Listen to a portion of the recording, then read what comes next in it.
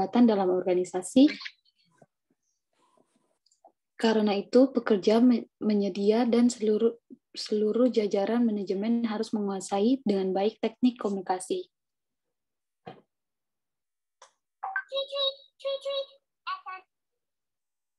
Next, Jar.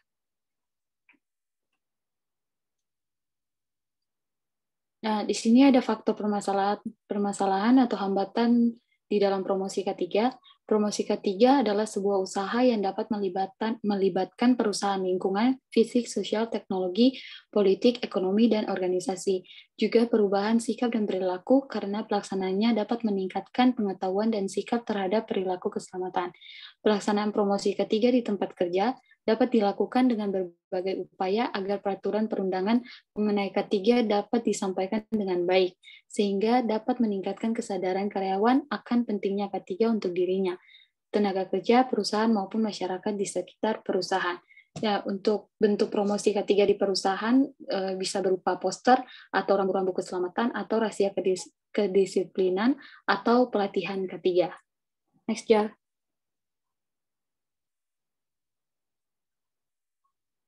Nah, di sini ada faktor permasalahan di dalam promosi K3. Yang pertama itu adanya kurangnya pengetahuan, keterampilan, dan pengalaman, serta konsep diri dari tenaga kesehatannya. Kurangnya pengalaman, keterampilan, dan pengetahuan, serta konsep diri dari tenaga kesehatan itu, misalnya kurangnya kepercayaan diri dari petugas kesehatannya dalam memberikan edukasi kepada masyarakat. Sedangkan para pekerja atau masyarakat bisa saja kurang paham atau kurang tanggap dan menjadi sulit untuk dimengerti, karena petugas kesehatannya menyampaikan secara terbata-bata kepada para pekerja atau masyarakat. Yang kedua itu ada kurangnya kesadaran diri dari para pekerja atau masyarakat setempat. Pekerja atau masyarakat yang masih tak acuh terkait dengan kegiatan program pemberdayaan yang dilaksanakan. Yang ketiga itu ada karakteristik sosial dan budaya. Pekerja atau masyarakat lebih memilih untuk beraktivitas seperti biasanya atau lebih baik mengerjakan pekerjaannya dengan cepat daripada mendengarkan tenaga kesehatan dalam memberikan penyuluhan terkait kesehatan dan keselamatan kerja. Jadi mereka masih berpikir kalau keselamatan itu dari belakang bisa gitu. Nomor 4 itu ada pesan kesehatan dari media massa. Kurangnya informasi kesehatan yang ada di masyarakat seperti poster atau media lainnya. Yang kelima itu ada kurangnya dukungan dari stakeholder. Stakeholder itu orang yang memiliki peran penting di perusahaan, kurangnya berpartisipasi dalam kegiatan promosi K3 ini, seperti bos yang masih kurang peduli akan tentang promosi K3 di dalam satu perusahaan. Next, Jar. Terus untuk hambatan dalam pelaksanaan promosi K3 di perusahaan itu ada dari dua sisi. Yang pertama itu hambatan dari sisi pekerja atau masyarakat. Yang kedua itu hambatan dari sisi perusahaan atau tempat kerja. Hambatan dari sisi pekerja atau masyarakatan itu, yang pertama itu tuntutan pekerjaan masih pada kebutuhan dasar. Yang kedua itu banyak pekerja tidak mematuhi jaminan K3 karena SDM yang masih rendah. Terus hambatan dari perusahaan itu, perusahaan yang biasanya lebih menekankan biaya produksi atau operasional dan meningkatkan efisiensi pekerja untuk menghasilkan keuntungan yang sebesar-besarnya. Next, Jar. Lanjutan, walaupun K3 sudah dianggap penting dalam aspek kegiatan operasi, namun di dalam pelaksanaannya itu masih saja ditemui hambatan atau kendala-kendala. Hambatan tersebut ada yang bersifat makro di tingkat nasional dan ada pula yang bersifat mikro di dalam perusahaan. Next, Jar. Yang pertama itu ada hambatan makro. Di tingkat nasional, ditemui banyak faktor yang merupakan kendala yang menyebabkan kurang berhasilnya program keselamatan kerja, antara lain yang pertama itu pemerintah. Masih dirasakannya adanya kekurangan dalam masalah pembinaan formal dan non-formal, bimbingan, pelayanan informasi, standar, kode operatif, pengawasan, peraturan, pemantauan atau monitoring, serta sanksi terhadap pelanggaran, serta bidang-bidang pengendalian bahaya. Yang kedua itu ada teknologi. Perkembangan teknologi perlu diantisipasi agar bahaya yang ditimbulkan dapat diminimalisasi atau dihilangkan sama sekali dengan pemanfaatan keterampilan di bidang pengendalian bahaya.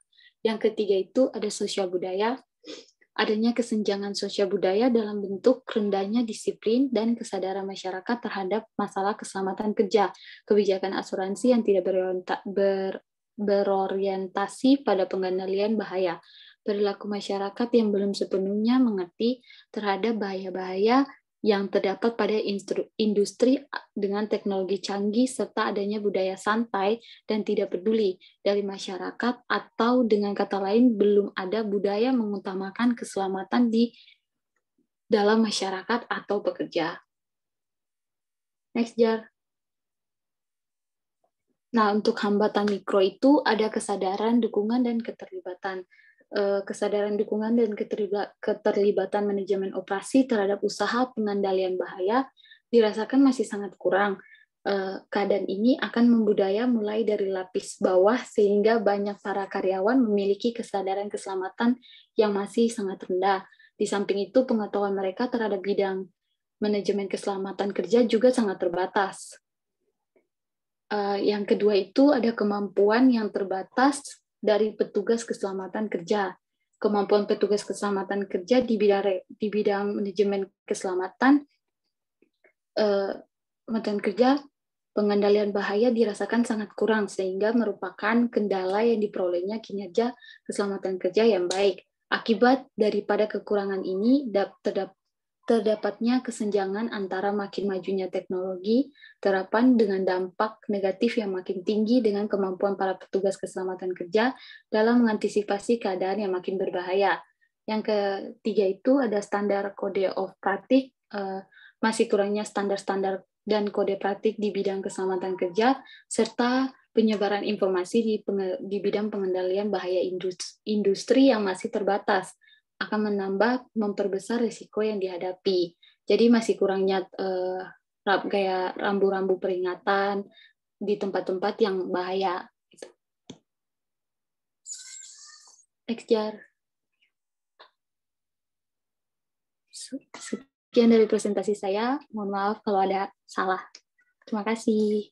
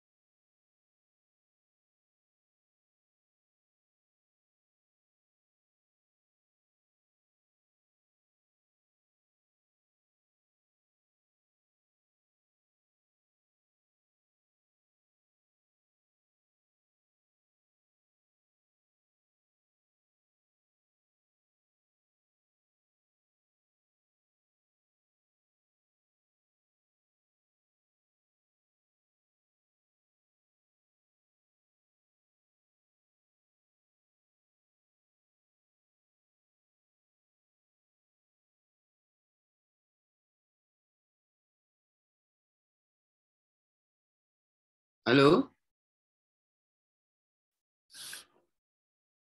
Halo? Iya, Pak. Udah diskusi nggak? Ini tadi kok saya dengerin kok nggak ada diskusi.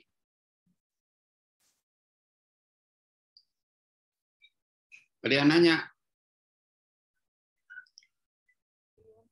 Nggak ada, Pak. Iya, makanya kok gimana nih? Baik, kita ini minggu depan apa mau ini ya? Mau ujian ya? UTS ya?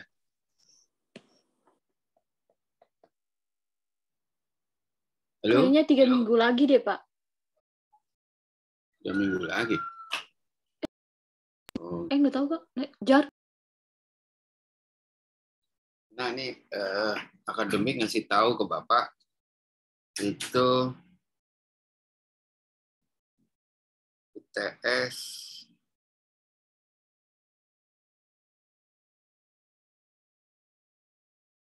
UTS-nya terus bentar.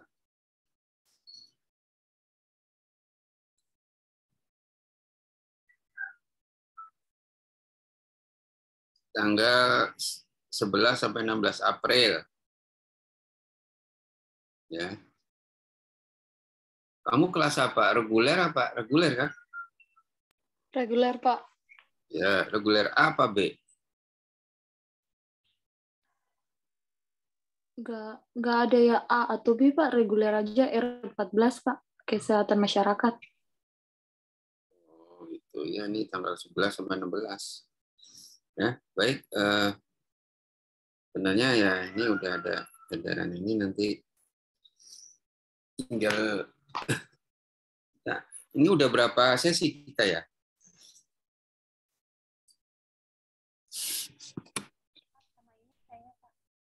Udah berapa sesi ya?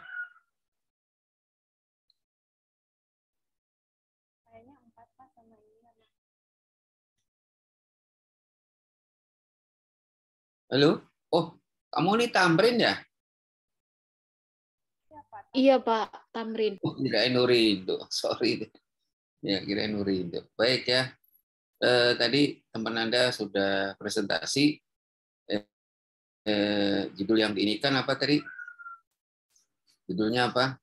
Si Bella, mana Bella? Permasalahan atau hambatan promosi K3 di tempat kerja, Pak. Hambatannya promosi. Ya,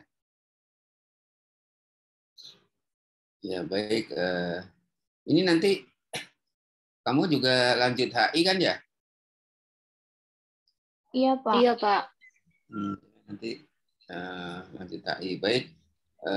Di dalam promosi kesehatan tadi hambatan-hambatan telah banyak ya. Tadi yang di saudara si ini ya tadi ya. Jegres ya, Gesper ya. Gesper ya. Anda dari mana sih, Jacqueline Gesper? Dari Ambon, Pak. Oh gitu ya. Dijelasin beberapa hambatan ya. Memang semua itu ada hambatan di dalam suatu penerapan K3 ya. Kaitannya promosi, hambatan-hambatan ini yang perlu Anda ketahui dan harus dikendaliin gitu. Ya. Tadi nggak ada yang nanya sih ya.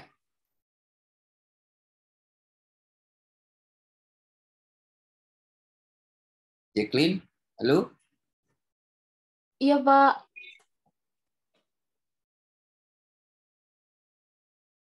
Itu tadi apa yang Anda ambil itu saya bilang harus ada referensinya ya. Jadi Oh iya, referensinya Pak. Saya lupa tambahkan referensi ke PowerPoint, Pak. Di makalahnya ada, Pak. itu referensinya harus jelas. Jadi apa yang ditulis Anda itu dari mana gitu ya. Jadi sekarang ini harus semua apapun yang kita tulis ya, apapun yang kita ambil itu referensinya harus jelas. Nanti takutnya plagiat karena akan masuk ke, kalau nanti Anda buat skripsi akan masuk kepada Turnitin. Ya, makanya hati-hati ini sekarang lebih berat ya. Asalkan Anda harus bisa teknik-teknik di dalam menuliskan tulisan orang gitu. Ya, nggak apa-apa. Kita tetap memakai referensi orang lain ya sebagai bahan untuk memecahkan suatu masalah yang kita buat gitu. Ya, karena kan pertimbangannya emang harus seperti itu. Ya, tolong nanti ditambahin ya. Habis itu nanti dikirim ke saya ya. Iya, Pak. Baik, tadi di promosi ini yang menjadi hambatan, ya cukup banyak ya hambatannya, banyak banget tadi. Hambatan-hambatan di dalam promosi ini. Ini yang lain mana sih? Oh nggak ada sih ya profilnya ya. Nanti tolong ya harus ada fotonya nih. Profilnya mana pada orang kemana ini? Nggak ada orangnya. Nggak kemana ini? Pak, saya mau nanya Pak. Ya, Tapi Pak, itu Pak, dalam hambatan di promosi ketiga itu yang paling merugikan itu hambatannya apa sih Pak? nah ini promosi. Ini nanyakan ke Jacqueline apa ke saya nih? Oke, Jacqueline deh. Ya, Jacqueline tanya ke Jacqueline bukan ke saya kan. Coba Jacqueline jawabnya gimana biar nanti saya tahu ya. Tadi gimana, Oke. Di? Ya, udah belum Jack? Lu chat aja deh ke gue. Oh, iya. Bentar-bentar.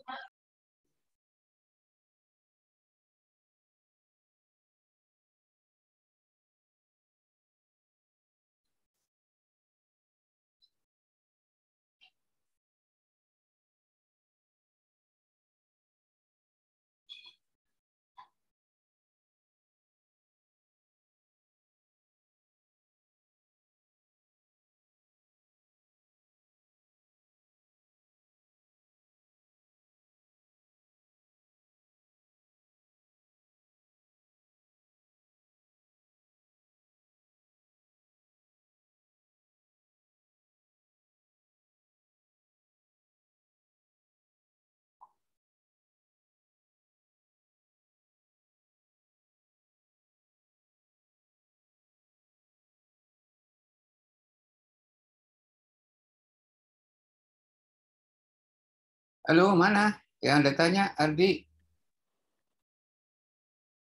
kok nggak ada? Iya, Tanyanya Pak, lagi. bentar, Pak. Saya Ya bingung, Pak, Pak, mau itu jawab, Pak. sudah di chat ke Jacqueline Pak katanya. Waduh, kok ini dua-duaan nanya di umum aja. Nanya apa? Biar nanti kita tahu masalahnya apa.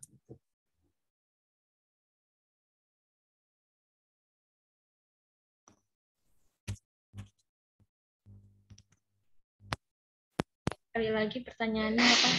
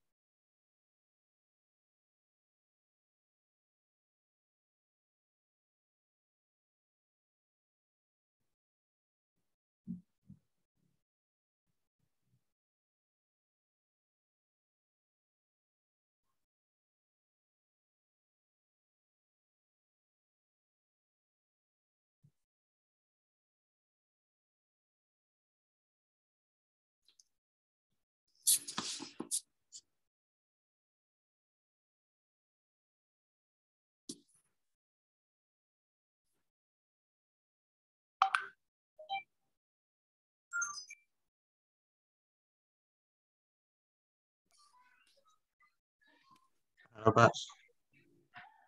Halo Jack. Oh, Di, bentar. Itu pertanyaannya Jack. Iya, Di.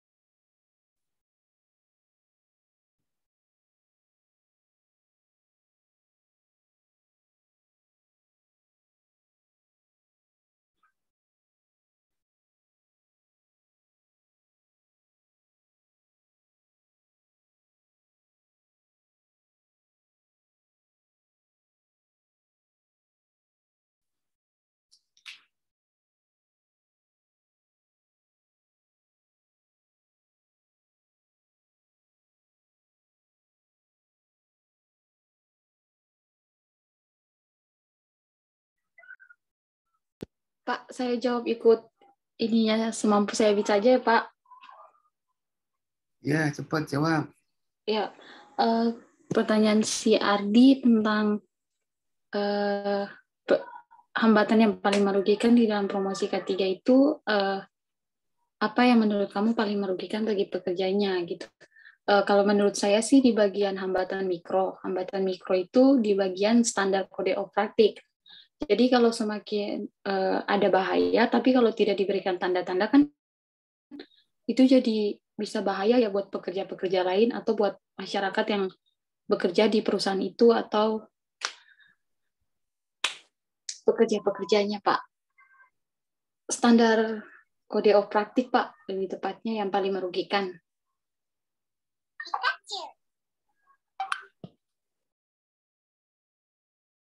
Bagaimana, Di?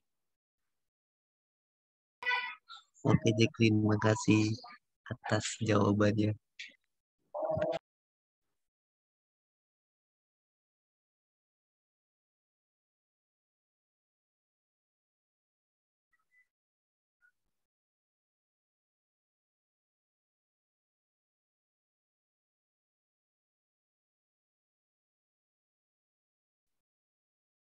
Baik,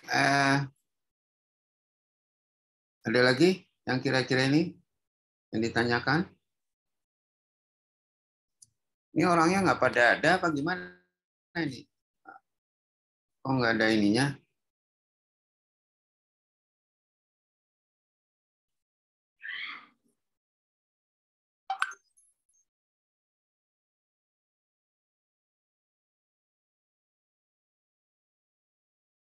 Ini profilnya nggak ada, kemana orangnya? Atau kita sudahi aja deh ya. Saya juga, kalau nggak ada begini, saya sudahi aja ya. Kita lab aja deh, kalau nggak ada.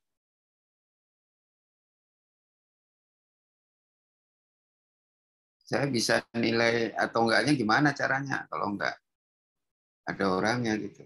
Ya.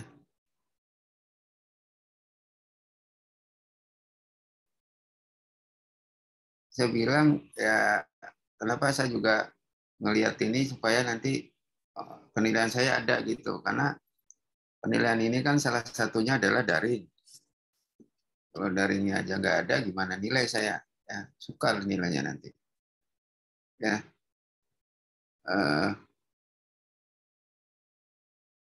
ada yang ditanya lagi nggak? Tanyanya apa? Nah, ada yang ditanya. Ini kan Anda udah jurusan semua kan, K3 kan? Iya, Pak. Ya, udah jurusan K3 kan? Nah, tolong Anda harus ini apa? Fokus kepada ilmu ini gitu. Jadi, jangan sampai Anda nggak tahu bener nanti di lulusan nanti nggak tahu gitu. Karena nanti ya kalau di lapangan, saat di lapangan kayak apa dan seterusnya ya. Ini saya mau akan kasih ilmu K3 ini khusus pada yang ada di lapangan gitu. Makanya nanti tolong perhatiin ini apa yang saya bilang nanti atau yang saya tampilin ya.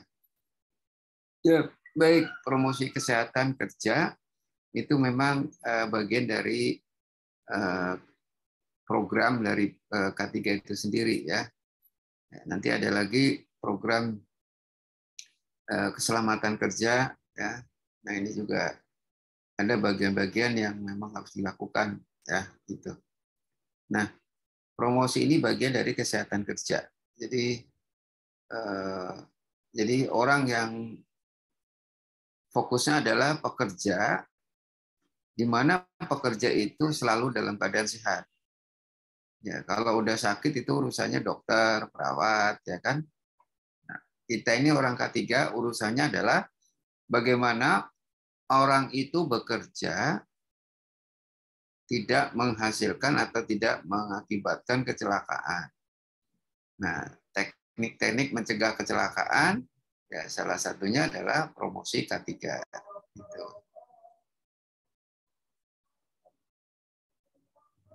Oh ya, mohon maaf, nih lagi adzan, kita dengerin dulu azan ya.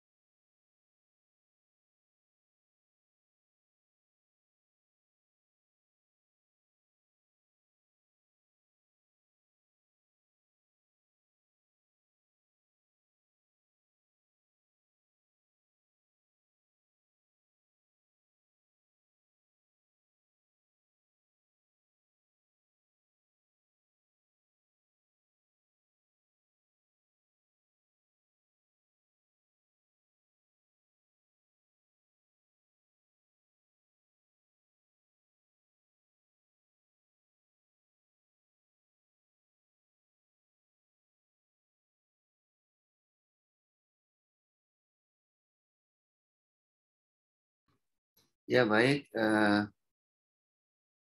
azan sudah selesai. Tadi ada beberapa ya yang kaitan promosi tadi yang saya bilang. Nah, promosi ini adalah bagian dari program kesehatan kerja. Ya. Jadi untuk melihat bagaimana pekerja itu dalam keadaan selalu sehat. Gitu. Ya.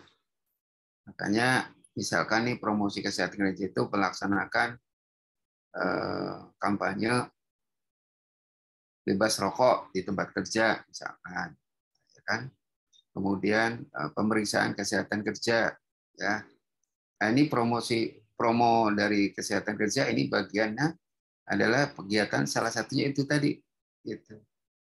Ya, jadi beberapa hal yang memang memberikan suatu usaha bahwa pekerja itu tidak menyebabkan nanti akan sakit, gitu. Ya, jadi mempertahankan sehatnya seseorang atau pekerja, gitu. Ya, di dalam kegiatan promosi kesehatan kerja. Itu sih yang paling penting ya. Jadi kegiatan itu banyak hal ya. Bisa dilakukan mandiri oleh perusahaan itu atau bekerja sama dengan pihak lain yang memang mempunyai ide dan tujuan yang sama ya. Gitu. Seperti kegiatan misalkan Hari AIDS sedunia misalkan gitu ya. Nah, itu kan kita bisa melakukan kegiatan promosi tentang AIDS gitu. Kemudian kaitan rokok. Nah, rokok saya kira kan Hari Rokok Sedunia ada nggak? Rokok ini kan juga nomor wahid ya. Yang setiap orang pasti merokok gitu. Nah, bahaya rokoknya juga cukup lumayan. Ya. Itu. Nah, kegiatan-kegiatan yang berkaitan dengan kesehatan kerja itu dilakukan, ya, gitu. Atau promosi kaitan peningkatan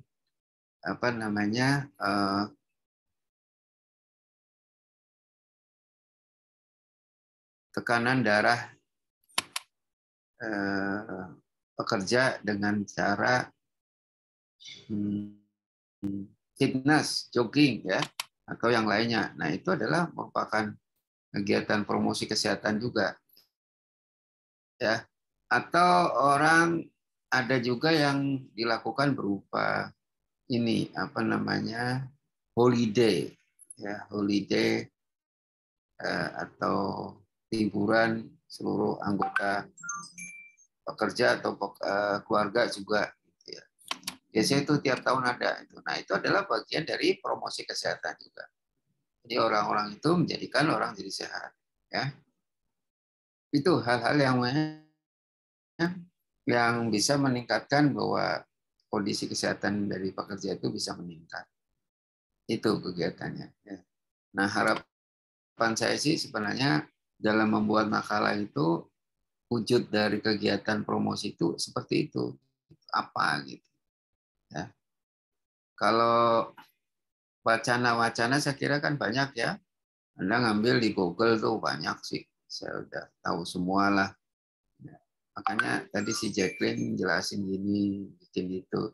Itu saya kira wacana semua. Gitu. Ya. Nah, harapan saya aplikasi seperti apa sih promosi kesehatan itu. Ya, nanti yang kelompok lain juga harus begitu itu, ya, menjelaskannya gitu. Salah satunya untuk melaksanakan kegiatan promosi melakukan apa gitu. Nah, itu harapan saya seperti itu karena itu wujud dari promosi. Baik, saya kira nanti di Jacqueline ditambahin aja, ya. Oke. Baik, Pak. Sekarang ke bagian yang mata kuliah kedua yaitu hygiene industri. Nah, kira-kira yang mau maju siapa nih hygiene industri ini? Anissa, Pak. Anissa. Ya, oke, Anissa mana? Nah, coba. Orangnya aja nggak ada. Irsat nggak ada. Nuri nggak ada. Mutia nggak ada. Sakra nggak ada.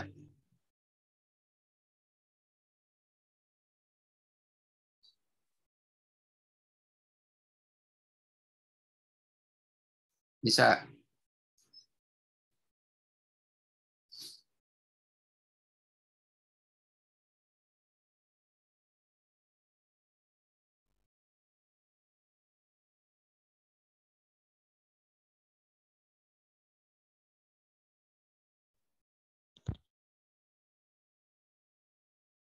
Dimulai ya, Pak.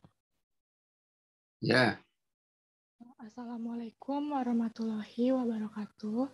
Perkenalkan, nama saya Anissa Wahyuni Permata dengan NIM 1072191002 akan mempresentasikan tentang faktor-faktor lingkungan kerja fisik terkait dengan pencahayaan. Next, Karpu.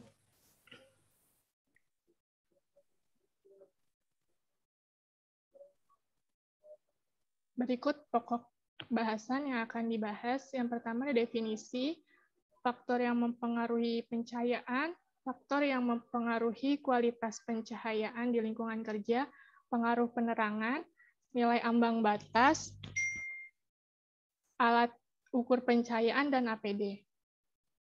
Definisi menurut Keputusan Menteri Kesehatan RI nomor 1405 tahun 2002 tentang persyaratan kesehatan lingkungan kerja perkantoran dan industri, pencahayaan adalah suatu penyinaran pada suatu bidang kerja yang diperlukan untuk melaksanakan kegiatan secara efektif. Next, Karpu. Selanjutnya, faktor yang dapat mempengaruhi penerangan di tempat kerja. Pencahayaan merupakan faktor penting dalam menciptakan lingkungan kerja yang baik. Lingkungan kerja yang baik akan mampu menciptakan kenyamanan dan meningkatkan produktivitas karyawan.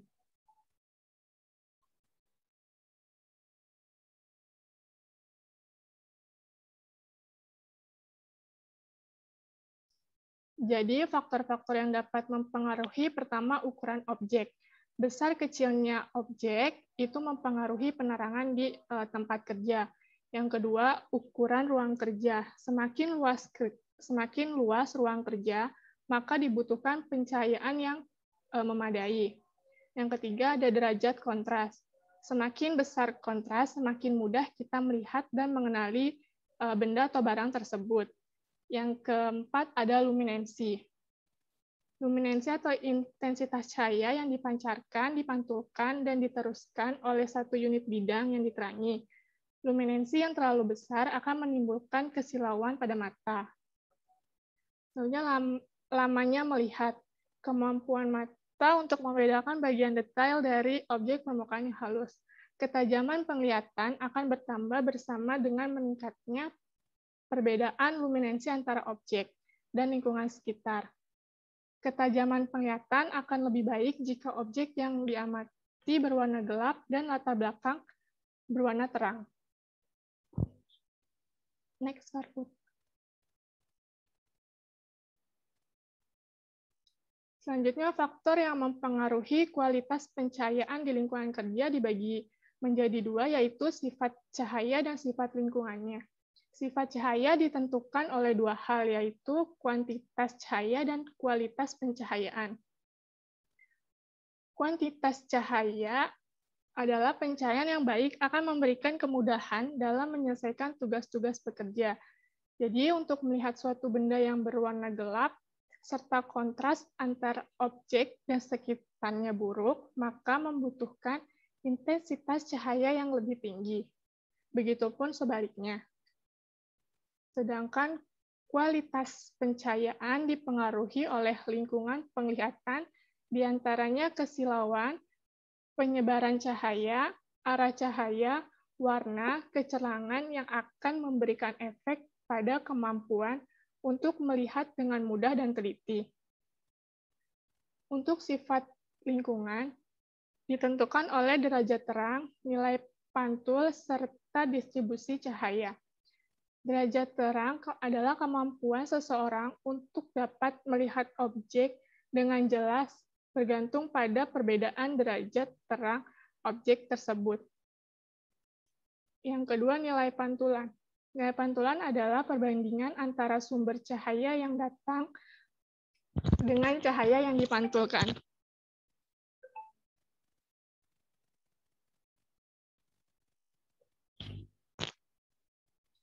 Berikut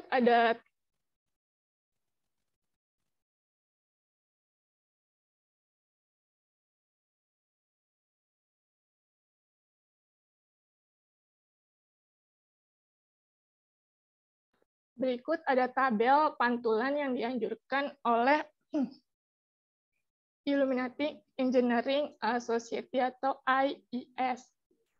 Yang pertama, untuk langit-langit pantulannya 80-90%. Untuk dinding 40-60%, untuk mebel 25-45%, untuk mesin dan alat 30-50%, untuk lantai 20-40%. Selanjutnya ada nilai pantulan berbagai macam material. Untuk metal, nilai pantulannya 60-85%, untuk bahan batu 10-92%,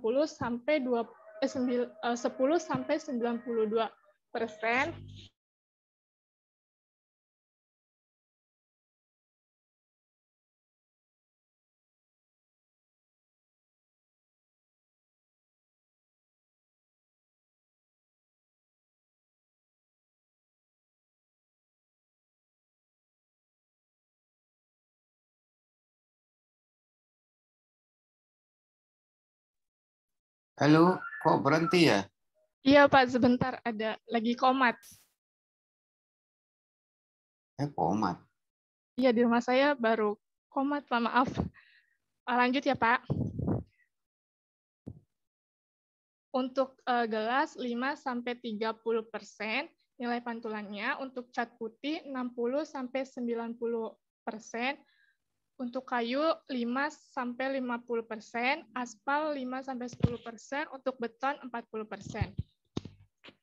IIS menyatakan bahwa dinding dan langit-langit yang terang, baik yang netral maupun berwarna, lebih efisien daripada dinding gelap dalam menghemat energi dan mendistribusikan cahaya secara merata. Next, Karput.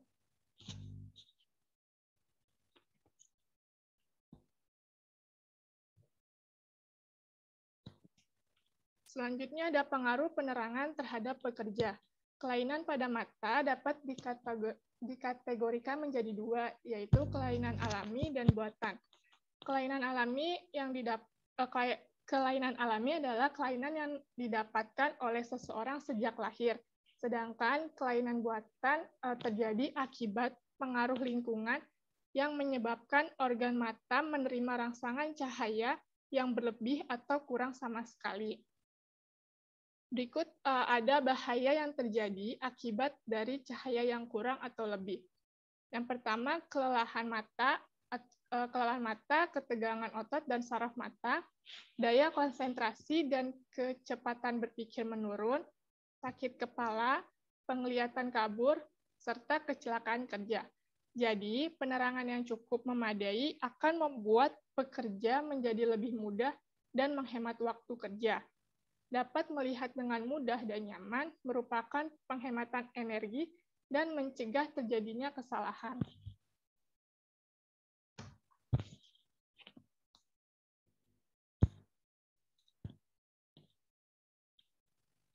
Selanjutnya ini ada nilai ambang batas pencahayaan di lingkungan kerja.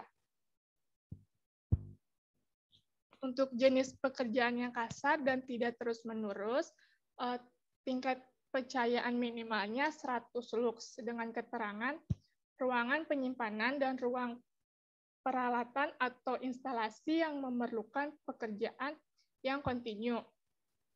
Yang kedua, jenis pekerjaan kasar dan terus-menerus memiliki nilai minimal 200 lux dengan keterangan pekerjaan dengan mesin dan perakitan kasar. Untuk jenis pekerjaan rutin, tingkat pencahayaannya 300 lux dengan keterangan pekerjaan kantor atau administrasi, ruang kontrol, pekerjaan mesin, dan perakitan atau penyusunan. Untuk pekerjaan agak halus, tingkat pencahayaannya minimal 500 lux dengan keterangan pembuatan gambar atau bekerja dengan mesin, kantor pekerja, pemeriksaan, atau pekerjaan dengan mesin. Untuk jenis pekerjaan halus, tingkat pencahayaannya minimal 1000 lux dengan keterangan pemilihan atau warna, pemprosesan tekstil, pekerjaan mesin dan halus, dan perakitan halus. Untuk pekerjaan amat halus, tingkat minimal pencahayaannya 1500, tidak menimbulkan bayangan. Dengan keterangan, itu pekerjaan yang mengukir dengan tangan, pemeriksaan pekerjaan mesin, dan perakitan yang sangat halus.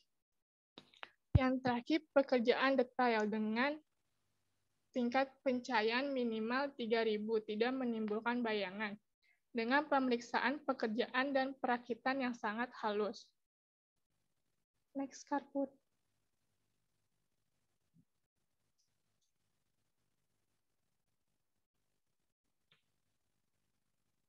Selanjutnya ada cara mengatasi pencahayaan yang kurang. Bisa dilakukan dengan cara memodifikasi sistem penerangan yang sudah ada.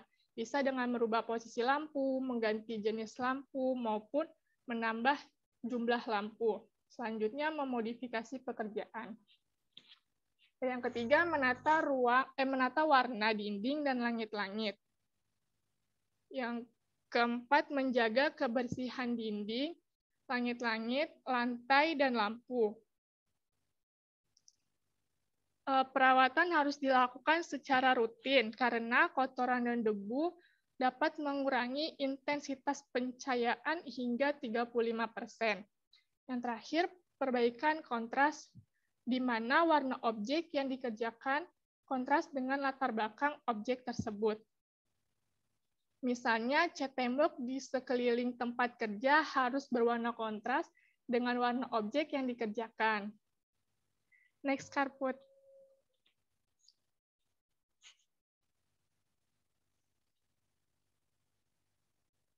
Selanjutnya ada alat ukur pencahayaan. Nama alat ukur pencahayaan itu luxmeter. Prinsip kerjanya adalah sebuah fotosel yang bila terkena cahaya akan menghasilkan arus listrik. Makin kuat intensitas cahayanya, makin besar arus yang dihasilkan. Luxmeter memiliki satuan lux yang didefinisikan sebagai satuan metrik ukuran cahaya pada suatu permukaan. Luxmeter memiliki range intensitas cahaya antara 1 sampai 100.000 lux. Next, Karput.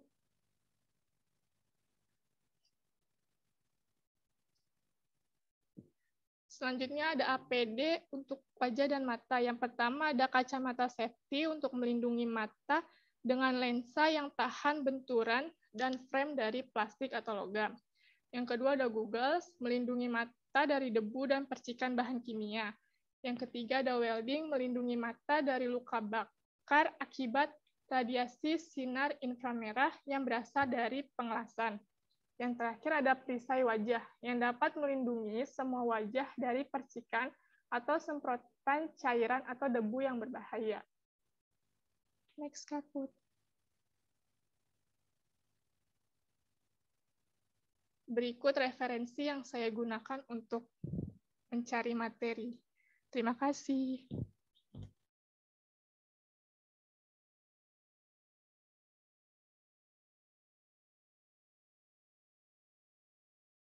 Terima kasih, Ani.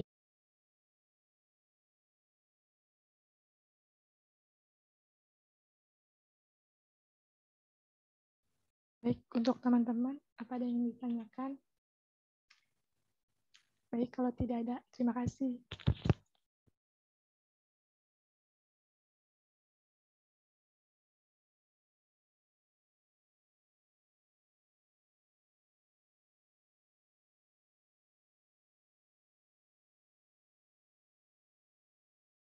Ya baik, ada yang pertanyaan ada?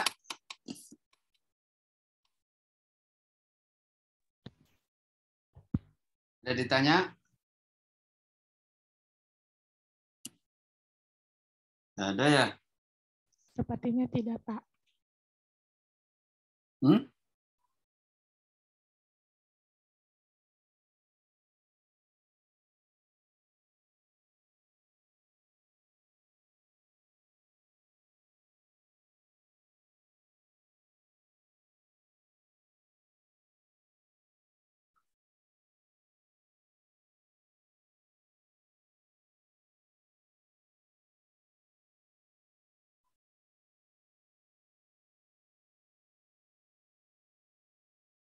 Nggak ada yang ditanya? Nggak ada nih.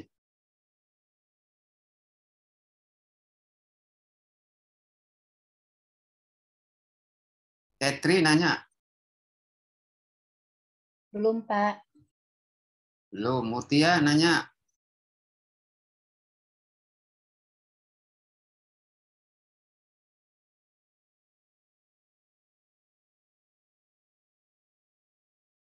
Irsat mana Irsat?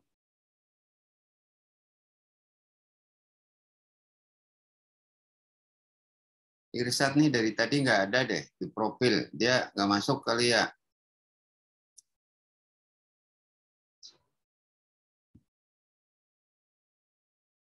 Miftah nggak ada juga nih ya. Ini kalau yang nggak ada, saya bikin alpha aja ya.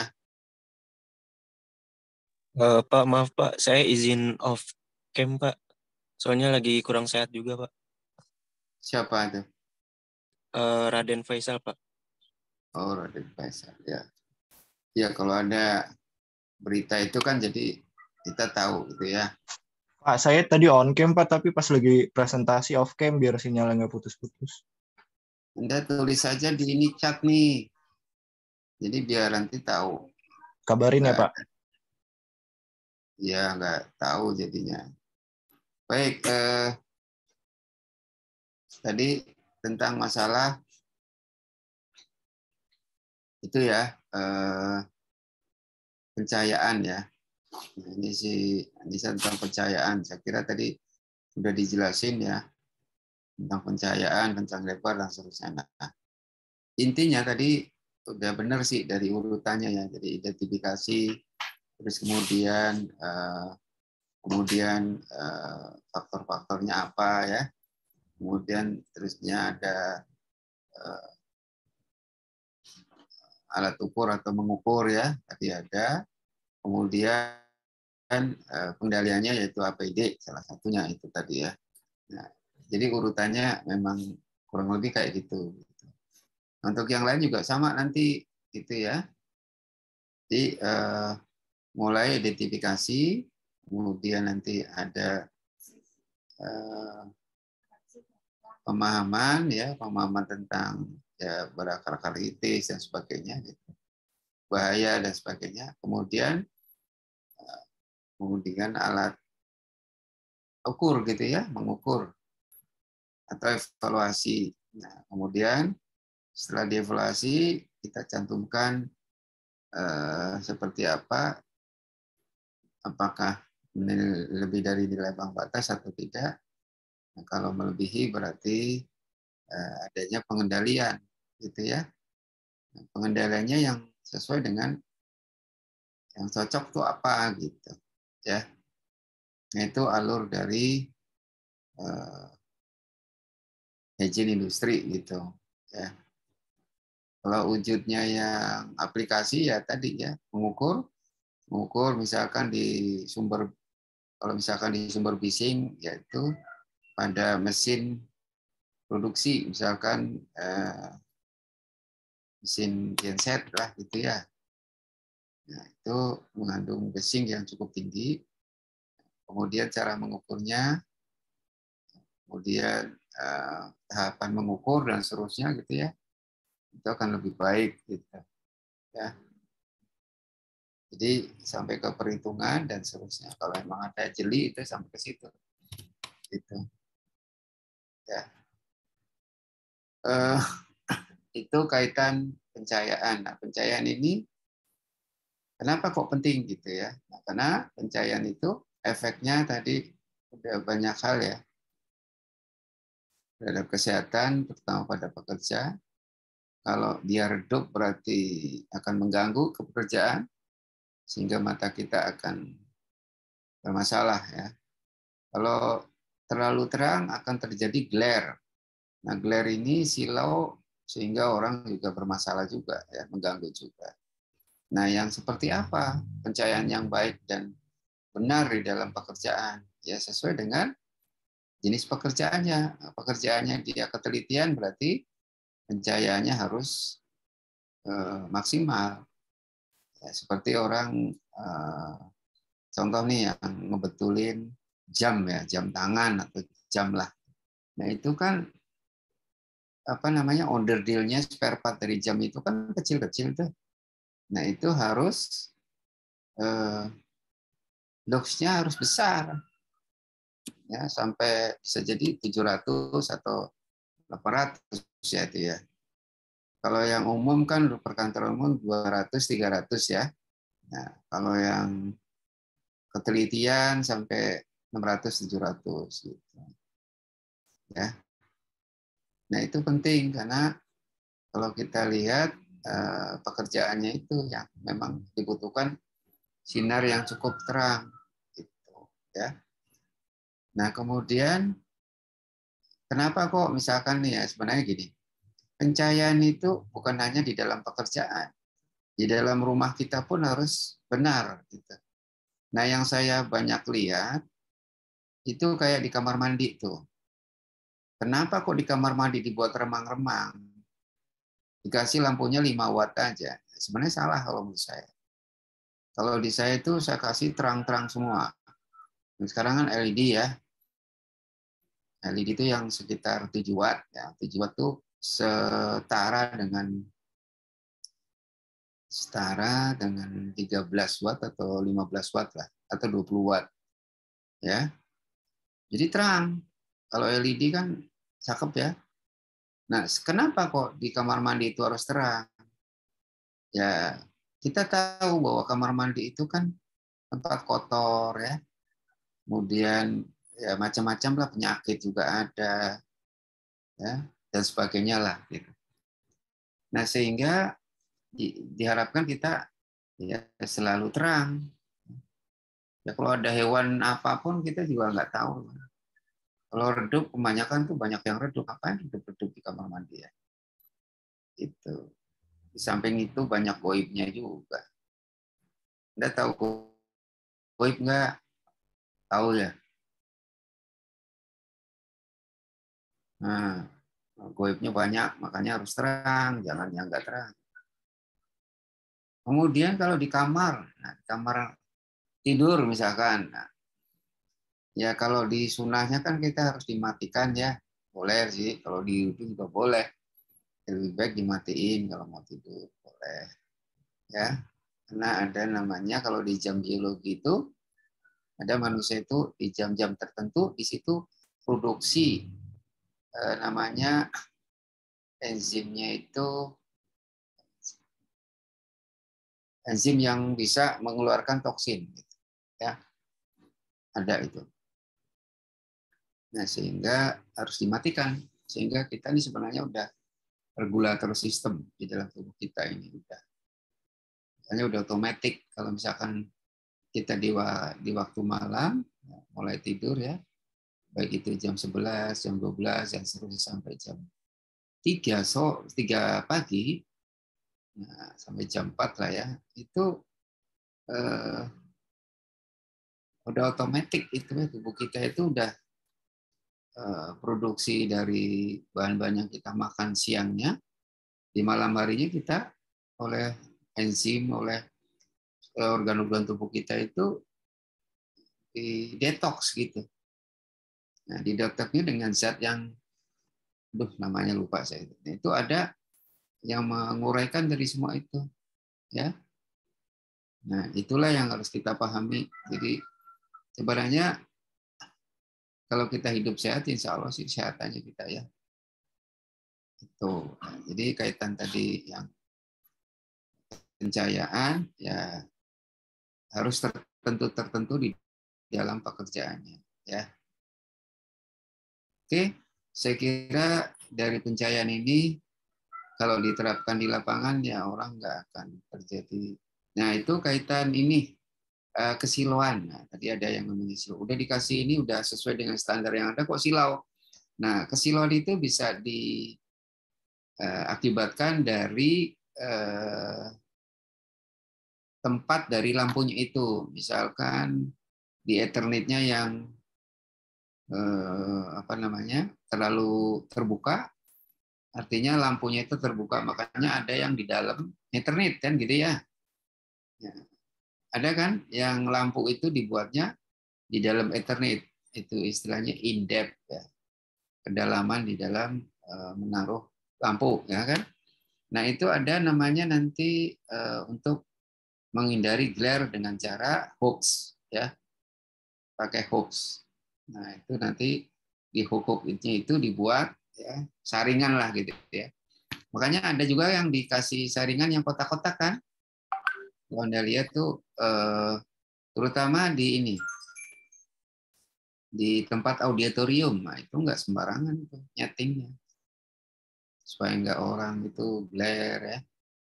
Nah, itu contoh di auditorium yang memang lampunya di in-depth ya, kedalaman di internet. Ya, saya kira itu dilihat juga ya. Ini kayak si siapa nih, Bella nih. Ini Bella ini di kamarnya itu kan terbuka tuh. Kamu silau nggak? Silau, Pak. Nah, Soalnya jendelanya juga kebuka. Nah, silau kan. Nah, ini berapa watt kamu bikin? Ah, nggak tahu, Pak. Oh, nggak tahu. Rumah sendiri aja nggak tahu ya. bingung dah. Soalnya kan Bapak yang masang, Pak, biasanya. Nah, dengan keadaan seperti ini ya, terbuka begini sehingga akan terjadi silau. Ya. Nah, silau itu akan mengganggu apa enggak? Ganggu, Pak. Ya, mengganggu. Sehingga orang itu kalau silau kan mata silau itu di dalam bekerja juga nggak enak ya. Jadi nggak hanya bising, nggak hanya panas dan sebagainya ya. Semuanya itu tergantung dari bahaya yang ada di tempat kerja itu seperti apa. Nah, ini harus dikendaliin dengan kesiluan itu. Nah, di tempat kerja ya juga sama, harus kendaliin. Dengan adanya kesiluan, orang jadi terganggu ya pandangannya dalam melakukan aktivitas kerja. Ini contoh aja nih di ruangan Bella nih. Saya udah lihat nih, kelihatan nih. Ini terangnya minta ampun nih ya. Ini kalau terang begini, ini dia jarang tidur deh. Karena terang banget ya keterangan. Ya, Pak. Ya. Jadi itu ya hal-hal yang memang kita harus pahami di dalam suatu hazard di tempat kerja. Nah, ini kayak si siapa nih, Ardi nih. Melihat dari Ardi aja nih, silonya silo nggak di kamu? Kamu lampunya dimatiin ya? Iya, dimatiin, Pak. Hah? Dari jendela. Lampu kamar dimatiin enggak? Dimatiin, enggak juga ya. Kelihatannya gelap nih ya. Ini si Rusdi juga gelap juga nih. Kamu di mana, Rus? Di kamar, Pak. Mau di kamar. Nah, ini ya gelap juga. Ini si Putri nih nggak tahu di mana dia. Nggak paham juga saya juga nih. Ya, jadi itu ya. Jadi pengelolaan pencahayaan itu penting, terutama pada pekerjaan-pekerjaan yang ketelitiannya cukup tinggi. Itu yang penting ya. Jadi ini adalah bahaya, jadi hazard juga. Jadi kalau kita kelola sebenarnya bahaya banyak banget ya. Nah, kenapa kok itu seperti kayak noise, kalau kayak pencahayaan ya. Kemudian ada lagi nanti getaran, ventilasi dan itu semua intinya untuk melihat hazard yang ada di tempat kerja. Lari-larinya kenyamanan. Gitu. Orang kalau nyaman bekerja kan kondisi lingkungannya nyaman jadi enak orang bekerja. Ya, intinya di situ. Ya. Ini kamu Anissa di mana? Di kamar, Pak. Oh, di kamar. Banyak yang di kamar semua ya. Tapi ini melihat dari semua ini ya terang sih ya. Ya memang harus terang. Ya. Jangan sampai redup. Nah, jadi nanti kalau terutama kalau di rumah itu di kamar mandi, saya saranin di gudang juga jangan yang redup, banyak goibnya. Kemudian di kamar mandi juga jangan redup, banyak goibnya juga. Ya. Jadi di tempat-tempat yang memang di situ jarang dijamah ya harus dikasih yang terang. Ya. Saya kira itu yang bisa saya informasiin karena kalau di aplikasi di lapangan itu pekerja ada hal yang mengeluh ya karena bukan hanya pencahayaan, banyak hal sih ya. Nanti kita bicara yang faktor-faktor lingkungan fisik yang lainnya. Ya, yang penting pokoknya ya kaitan pencahayaan ini adalah merupakan faktor fisik ya yang membahayakan di dalam orang bekerja. Gitu. Baik, saya kira dari saya cukup ya. Referensinya tadi Anissa ada nggak tuh? Ada, Pak, di akhir tadi. Ada berapa biji itu saya lihat tuh cuman berapa tuh?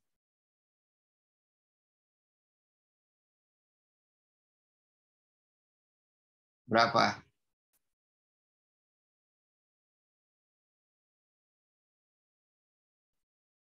4, Pak.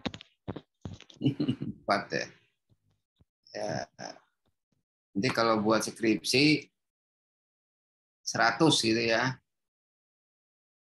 Daftar pustakanya itu 100 gitu. Puyeng ya puyeng lah ya. Tapi dengan data atau daftar pustaka banyak, malah justru mendukung. Berarti bisa jadi reliabilitasnya tinggi sama validitasnya tinggi gitu. Jadi penelitian itu banyak referensinya berarti bagus gitu ya. Bukan untuk sok-sokan enggak, karena semakin banyak referensi yang kita pakai semakin reliabilitasnya tinggi. Ya. Saya aja kalau bikin ya Masya Allah ya. Sampai 200, 300 ya. Referensi karena memang menguatkan dari apa yang kita ini. Dikit kok, ini 200 saja dikit kok. Iya, nggak banyak. Ya, nanti kamu bikin itu ya. Kalau nanti skripsi, barangkali nanti ketemu saya ini nanti kan yang uji saya nih. Saya ingin lihat. Anda nanti pakainya referensinya berapa? Tebelnya minta ampun. Ya. Cuma referensinya cuma 5 biji. Ya Allah, 5 biji. Ya. Ya, tolong itu nanti diperhatiin ya. Oke? Kira-kira ada yang ditanya? Ada ditanya kira-kira? Oh, Pak, saya izin bertanya, Pak. Ya. Saya izin mau merevisi, bisa nggak ya, Pak? Revisi apa? PPT-nya, Pak. Oh, boleh, revisi aja. Iya, Ya. Pak. Soalnya sepertinya kebanyakan slide, Pak, punya saya, Pak. Ingin saya kurangin dong sih, Pak, sebenarnya. Iya, jadi saya paham semua sih apa yang Anda buat. Ya, sekarang ini kan nggak ada yang sulit ya. Semua pendapat orang ambil copy paste masukin. Ya nggak penting dimasukin, yang penting pokoknya banyak dah gitu ya. Tapi sebenarnya nggak fokus gitu kayak gitu. Jadi Anda buat dulu daftar isi, ya, daftar isinya apa, baru kita ambil ke yang lain-lain. Gitu. Nanti kalau Anda buat penelitian ya, ini saya kasih tahu, daftar isi dibikin kira-kira mau apa nih. Nah, daftar isi itu artinya yang poin-poin yang memang harus kita ambil, nah baru kita ambil yang lain dari yang lain-lain gitu ya. Oh ini penting ya, ini penting, ini penting. Referensinya gimana? Referensi tentang apa? Oh ini gini ya. Kan itu variabel itu kan bisa mengambil referensi yang lain banyak kan ya. Tergantung dari variabel yang kita ambil itu apa, sehingga nanti kita cari referensinya. Nah, baik dari jurnal, dari buku-buku, e-books, atau dari website lain yang kaitannya berkaitan dengan penelitian. Nanti saya lihat semua itu ya. Ya intinya semakin banyak semakin bagus. Ya. Jadi nanti kalau di pembahasan itu ngomongnya banyak. Oh, si A ngomong begini, si B ngomong si semua canggih. Artinya banyak membenarkan gitu ya. Kalau semakin banyak orang berpendapat tentang fokus yang kita teliti itu atau subjek yang kita teliti kan semakin bagus. Ya. Gitu. Makanya Anda nanti kalau punya pacar ya entah cowok entah cewek dan harus punya referensi ya. Temannya dia berapa sih? Dia apa sih? Dianya kelakuannya apa? Ya. Kemudian tabiannya gimana? Itu kan harus banyak kan? Iya, sama juga kan enggak kan mau dijadiin apa namanya ya teman hidup lah gitu. Harus cari referensinya tuh orang itu. Dari temennya, dari saudaranya, dari banyak kan. Oh dia begini, wataknya begini. Oh dia ini suka nipu enggak? Oh ya enggak. Gitu ya. Ya harus ada referensi juga, gitu sama juga. Oke? Semakin banyak referensi yang kita dapatkan, semakin baik juga hasilnya kan gitu. Ya kan? Benar, Pak. Ya kalau kita alam bisawab ya, kita udah dikasih rezeki jodoh ya, satu dua orang mengatakan dia baik kok. Ya kalau emang jodoh kita ya insya Allah baik aja ya.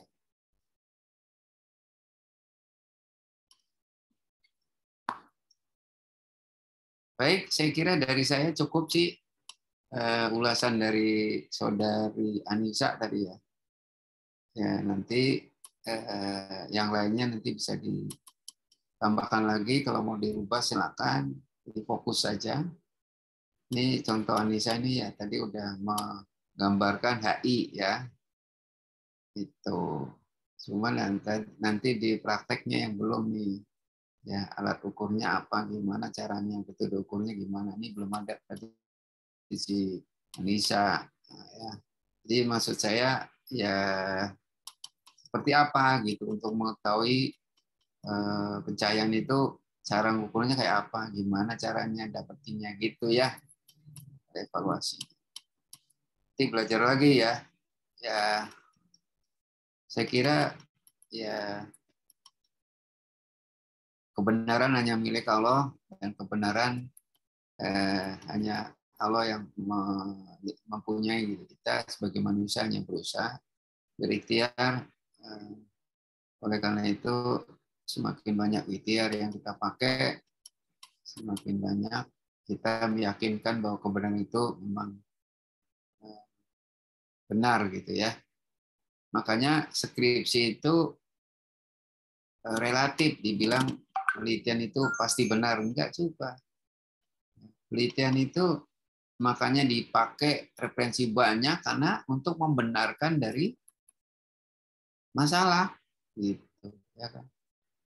Ini ada masalah. Nah, masalah itu kalau dibahas itu harus didasarkan pada berbagai sumber referensi. Itu ya, sehingga mampu bisa mendekati kebenaran. Kalau benar enggak ada orang penelitian itu pasti benar enggak juga. Ya, siapa sih yang buatan manusia jadi baik, bagus? Enggak ada kan? Contohnya aja orang menciptakan apa namanya itu lampu ya. Nah ini pencahayaan kaitan lampu. Orang menciptakan nih Thomas Alva Edison kan penciptanya itu. Ternyata dia nyiptain aja mati dia. Berarti kan nggak selalu benar bahwa pencahayaan itu aman ya kan? Mati juga. Kemudian saat dipakai oleh kita sampai hari ini bermasalah juga banyak. Ya.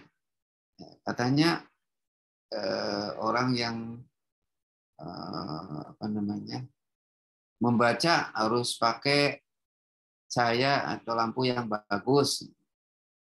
Ternyata orang dengan memakai pencahayaan yang bagus ya orang buta juga ada. Benar nggak? Contohnya apa?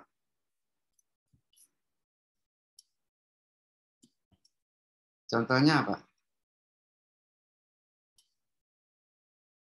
Orang dengan membaca laun lambat laun kok jadi min atau jadi apa namanya rabun ya, bermasalah ya, padahal pakai pencahayaan juga. Kenapa? Posisi membacanya, Pak. Oh, posisinya kenapa? Matanya dibalik. Terlalu dekat mungkin sama bukunya atau dia sambil tiduran bacanya. Oh gitu. Padahal pencahayaannya bagus ya.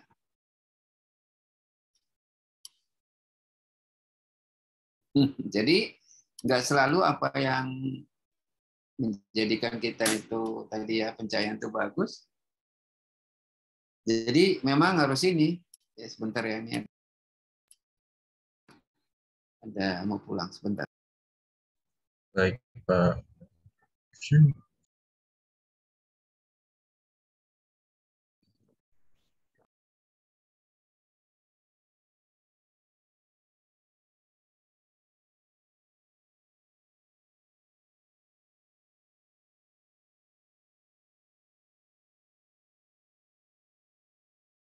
Ya baik ya.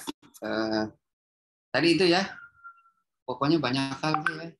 Jadi itu kan artinya nggak membenarkan bahwa pencahayaan itu bisa mengurangi apa yang kita ini tetap aja bermasalah juga.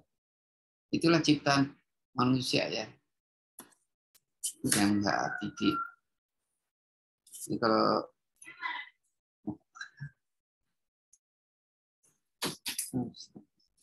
ya baik ya, dari saya cukupkan dari ini dari hari ini. Jadi apa yang kita pelajari nanti manfaat ya. Kita fokus saja.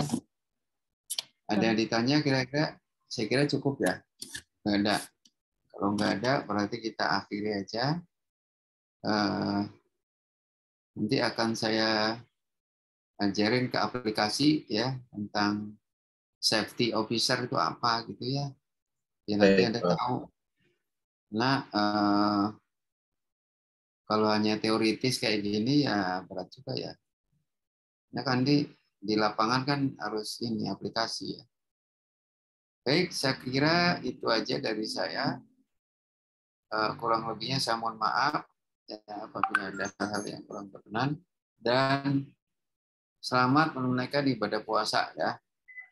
Mungkin kalau nggak Sabtu, Minggu kali ya.